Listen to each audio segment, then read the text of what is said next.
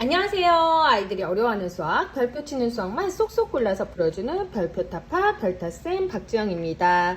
자, 오늘은 이제 2학기 이제 시작됐죠. 그래서 아이들이랑 어떤 문제집 풀면 좋을지 고민 많이 하실 거예요. 그죠? 그래서 학년별로 아니면 우리 아이의 능력별, 학년별 아이의 능력별로 어떤 문제집을 좀 풀면 좋은지 그거를 저랑 한번 이야기해 보도록 하겠습니다.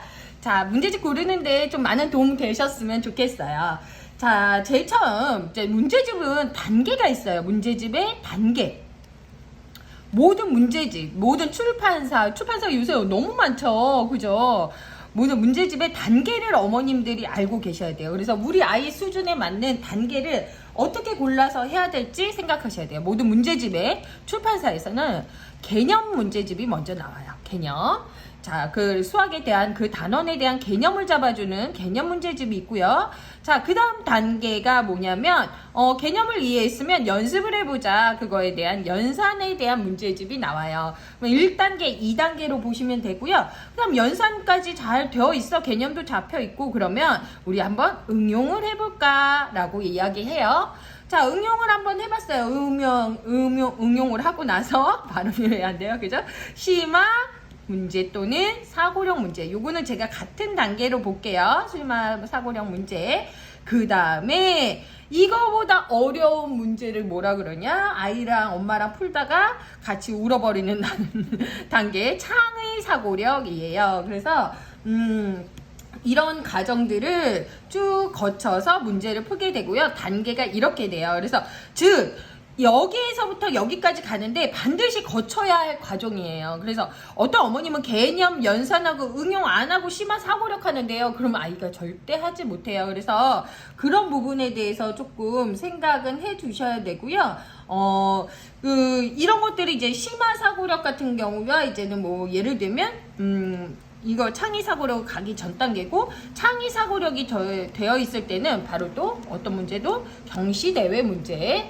네, 경시대회 문제도 이제 선생님도 어려워서 못 푼다는 경시대회 문제까지 단계가 가고 있죠. 그래서 이런 식으로 어머님들이 좀 단계를 조금 파악하고 있어야 아이들의 문제 풀이를 하고 문제집을 조금 골라주는 데 있어서 굉장히 도움이 많이 되실 거예요. 그러면 제가 이제는 구체적으로 몇 학년 때는 어떤 걸 하면 좋고 학년이 지나면 어떤 걸 하면 좋다라고 이야기를 드릴 거예요. 자, 이거 잊지 마시고 그 다음 거 한번 볼게요.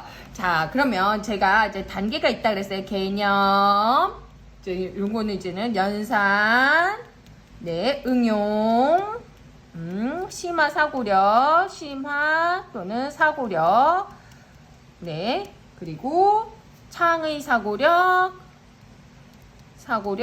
그 다음에 얘는 꼭 이렇게 단계를 경시대회 넘어가게 되네요. 그죠? 잘 보이시죠? 네, 이렇게 된다. 단계가 이렇게 된다. 그러면 제가 이제는 어머님들한테 말씀드리고 싶은 거는 뭐냐면 1학년, 2학년 때는 적어도 개념, 연산, 자, 응용까지는 선택. 네. 가급적이면 해주시면 좋지만 아이가 개념, 연산까지는 꼭 해놓으셔야 된다는 거예요. 개념, 연산까지는 꼭 해놓으셔야 되고 응용은 가급적이면 아이의 능력에 맞춰서 해주셔야 되는데 저는 1, 2학년도 응용은 좀 해주시는 게 좋다고 생각을 해요. 그리고 3학년, 4학년이 지나서 개념, 연산, 응용, 심화 사고력까지 풀려주셔야 된다. 3학년 이후. 근데 우리 아이가 3학년 때까지 조금 엄마가 놀렸어. 그러면 4학년 이후도 괜찮아요. 그러면 3, 4학년 이후로 할게요. 이때는 심화 사고력을 해주셔야 된다. 그리고 창의 사고력이나 경시대회 이런 문제들은 어떤 거냐면 어떤 친구들이 푸는 거냐면요. 영재원을 목표로 푸는 거예요. 영재원. 이거를 풀어주시면 좋지만 우리 아이가 정말 수학적으로 큰 재능이 있고 특이한 문제도 잘 풀어 하는 친구들은 이런 문제를 풀어주신 거예요. 안 그러면 이런 문제는 굉장히 어려워요. 자, 영재원을 목표로 한다는 거는 어떤 거냐면 제가 영재원 강의도 했지만 일반적인 상식의 범위를 벗어나야 돼요. 여기까지는 우리가 일반적인 아는 상식과 추론이에요. 그런데 상식을 벗어나서, 상식의 범주를 벗어나서 다른 사람이랑 다르게 생각하고 그리고 다양한 관점으로 생각하는 능력이 필요해요. 그런 아이들이 영재원을 가는 거고, 상식에서 벗어나야 돼. 우리 아이가 상식에서 안 벗어나면 이런 문제 풀어서 주면 안 된다는 거예요. 어렵다는 거예요. 그래서 다르게 생각하고 다양한 관점을 가지고 생각하는 능력이 필요하다는 거죠. 그럼 이런 친구들이 뭐예요? 어떤 영재원인가요? 학습 영재원이나 학교 영재원이나 그리고 교육청, 그리고 대학 영재원까지 간다는 거죠. 교육청, 대학 영재원까지 이제는 가는 준비를 하기 위해서는 요거를 풀어준다는 거예요. 네. 그래서 일반적으로 뭐 영재원 준비해가지고 뭐 와이즈만이나 일반 올림피아드나 보내시는데 거기서 푸는 문제집이 이런 거예요. 네. 이런 거라는 거 알고 계시면 좋을 것 같습니다. 그래서 그럼 아이가 1, 2학년 때는 그럼 개념, 연산, 응용만 해주면 될까요? 그죠? 4학년 때는 심화 사고력까지 해주셔야 된다. 그러면 1, 2학년 때, 자, 어머님들이 개념, 연산, 응용이랑 함께 해주시면 좋은 것들이 있어요. 그게 바로 뭐냐면, 도형이나 사고력이라는 거야, 사고력. 도형, 사고력, 또 그리고 교구 수학. 자, 저는 만약에 아이가 수학적인 흥미가 없다면 개념, 연산, 그리고 이런 거를 해주시길 원해요. 근데 수학적인 흥미가 있고 수학을 좀 잘해. 그러면 개념, 연산, 응용, 이런 거. 그러니까 아이가 수학적 흥미가 없는데 응용까지 넘어가시면 굉장히 위험해요. 걔는 3학년 때 절대 응용해서 심화로 못 넘어가요. 그렇기 때문에 우리 아이가 1, 2학년 때는 수학을 좀 못한다, 어려워한다, 재미없어한다 그러면 개념, 연산, 도형이나 사고력, 교구 수학 아이에 맞는 거를 시켜주는 거예요. 다 시키라는 말씀이 아니고 아이에 맞는 거를 시켜주시라는 거예요. 왜냐하면 1, 2학년 때는요. 수학의 흥미, 재미, 감각 이런 것들이 자신감, 수학 흥미와 감각을 통한 자신감이 가장 중요해요. 나 수학 재밌어. 되게 잘해.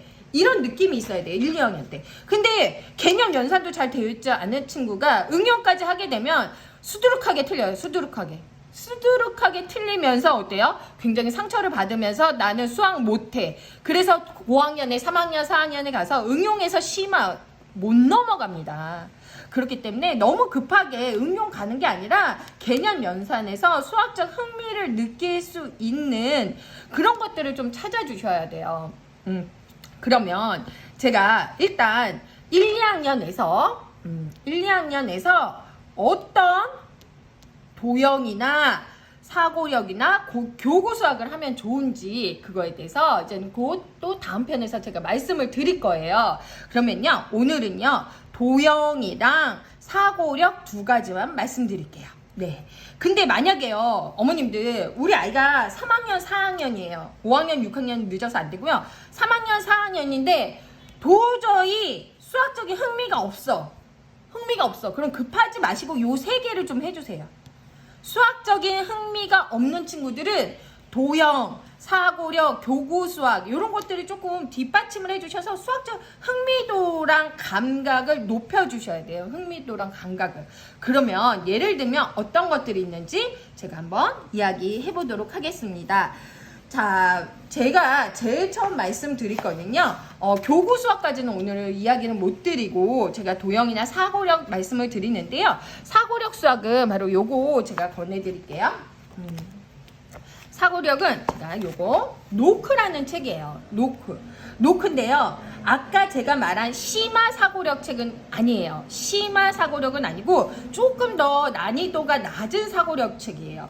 그런데 얘가 단계가 있어요. A단계, B단계, C단계에서 D단계, 2단계 이렇게 나와 있거든요. 그런데 이게 좋은 게 뭐냐면요. 제가 어머님들한테 권해드리는 이유가 뭐냐면 여기 가까이 한번 제가 보여드릴게요. 네. 여기가 보시면 이 8건으로 1년에 8건으로 구성되어 있어요. 수, 측정, 평면 도형, 해결 전략, 연산, 규칙, 그리고 뭐예요? 입체, 도형, 경화수와 통계 이렇게 쭉 나와 있단 말이에요. 근데 우리 아이가 2학년이에요. 그러면 여기 A 단계 말고 PA 단계도 있어요. 유치 단계도 있어요.